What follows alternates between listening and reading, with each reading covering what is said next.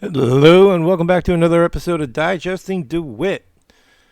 Doing this before work today. First day of work went fantastic, so no issues there. Seems like I'm going to enjoy the job, so no more worries. Anyway, I'm going to bring you some Jeremy DeWitt news for this morning. First, I just wanted to throw up the copyright. I'm going to do this on every video. But let's go to, where was it? It wasn't that one. It wasn't that one. It wasn't that one. Where is it? There it is. There it is. All right. So, as you'll see on 823, there is a notice of supplemental discovery and also an interpreter request form. So, let's take a look at both of those. First one's notice of discovery. I'll read this one since it's quick. It's just a notice of supplemental discovery that they are going to report to take photos from Detective Lorenzano. They were emailed, and they have been copied and sent to Amir Ladan as well. So they did take the photos of his arms, and they added that to the supplemental discovery. And then there's also, which is I don't understand why, but there's an interpreter request form. And that you'll see right here for court on August 31st, 2021. Which, hang on a second.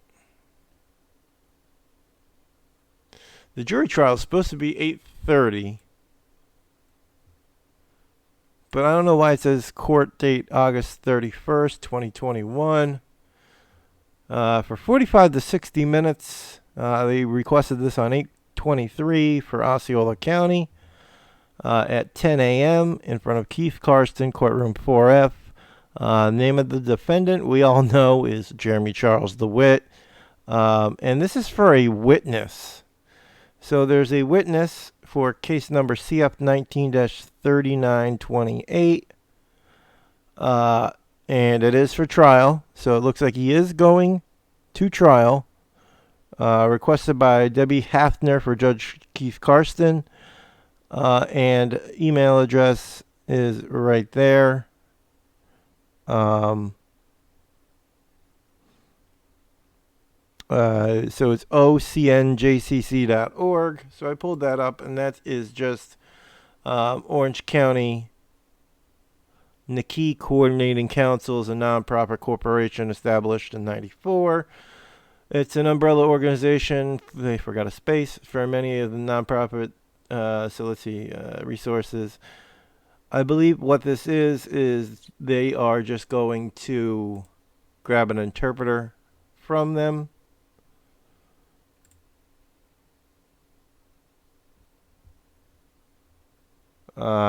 Which would be my best guess.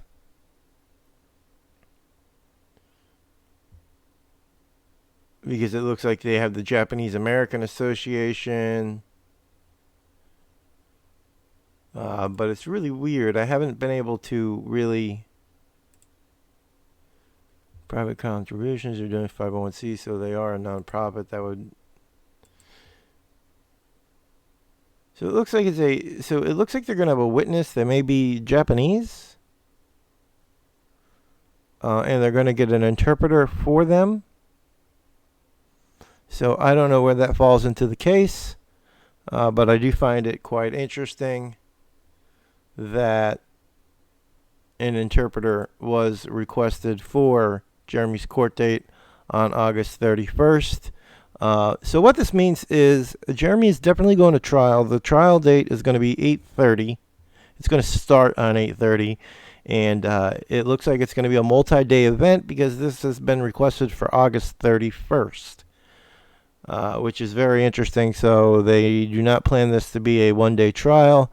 This is going to be a multi-day trial, and Jeremy is an idiot for going to trial. He still has a week to think about it, though. So, do I think he's going to take the plea deal, or do I think he's going to take the jury trial? I'd like to think he's going to take the plea deal, but I'm afraid he's dumb enough to go for a jury trial because everything that he says and does, he believes, which is quite disturbing. So maybe he is just so embedded in his lies and that he believes them that he thinks he is 100% innocent. So he is going to go to trial to proclaim his innocence. If it goes anything like the Dr. Phil episode, Jeremy's going to be screwed. Now, I had a couple of people tell me that... Where was this?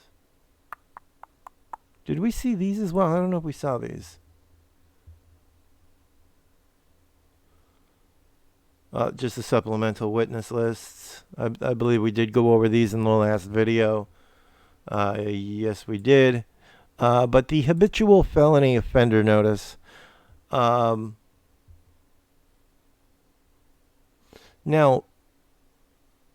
I had somebody on here saying that he may face life.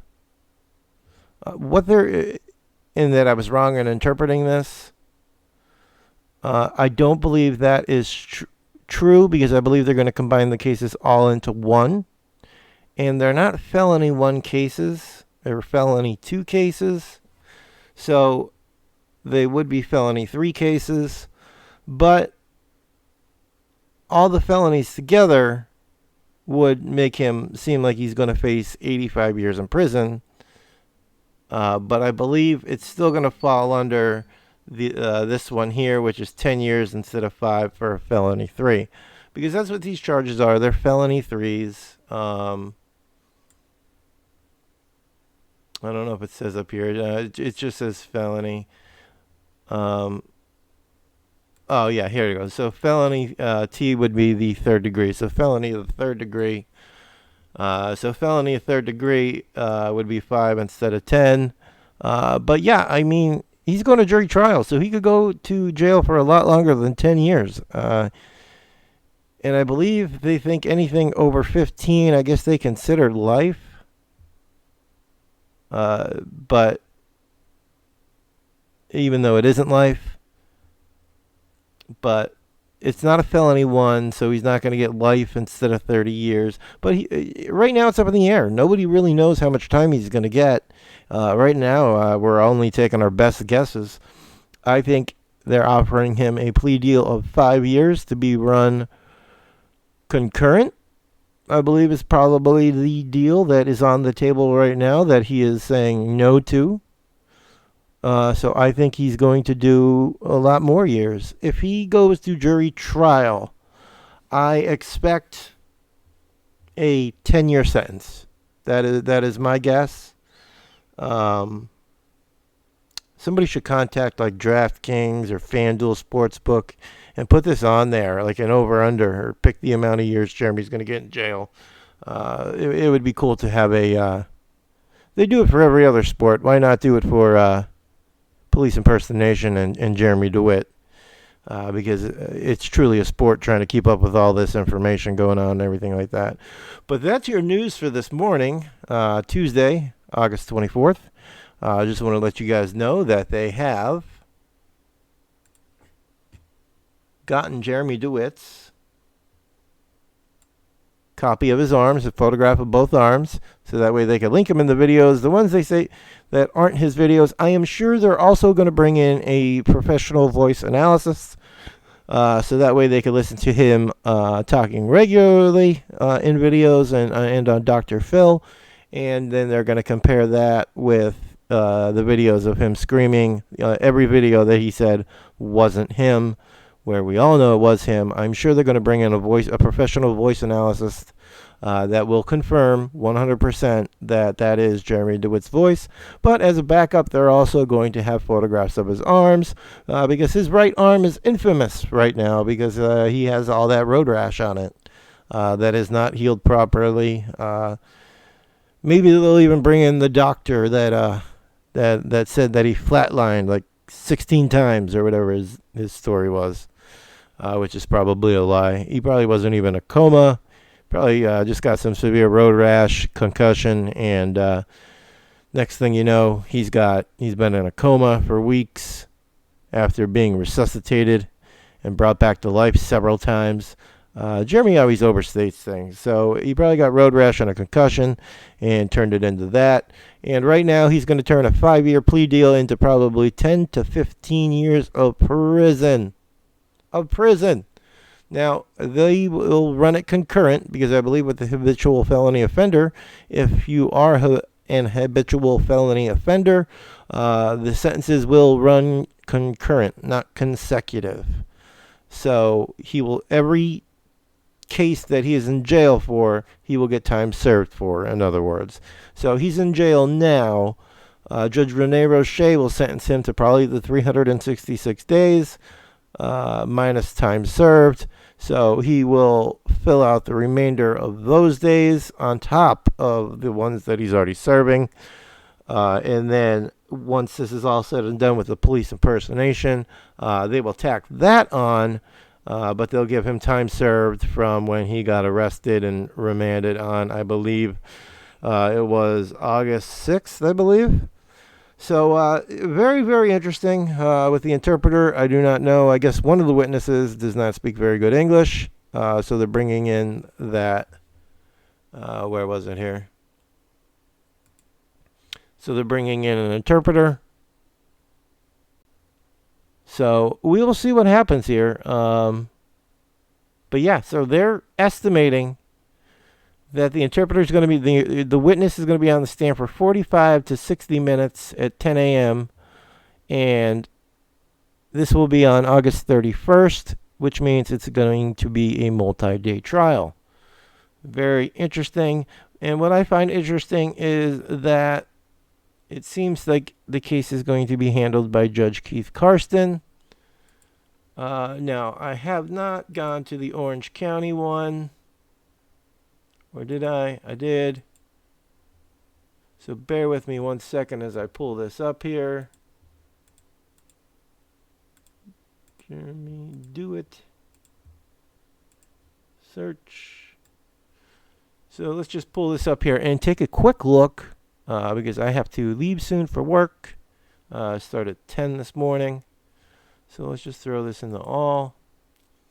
He's got a lot of open cases. So we're going to go on to the first one here, criminal felony, because all of them will be here. So, yep. So this is the failure to register, which is still happening on 9/2.